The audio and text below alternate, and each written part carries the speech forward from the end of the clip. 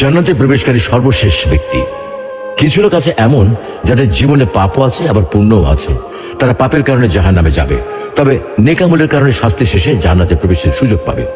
কিয়ামতের দিন পাপের কারণে গুনাহগারদের জাহান্নামে নিক্ষেপ করা হবে, কিন্তু একটা সময়ে আল্লাহ তাআলা নিজ রহমতের প্রাধান্যের কারণে ঘোষণা করবেন, জাহান্নামের শাস্তি ভোগকারীদের মধ্যে যাদের সৎকর্ম রয়েছে, যাদের কপালে সিজদার চিহ্ন আছে, তাদের জাহান্নাম থেকে বের করে নিয়ে এসো।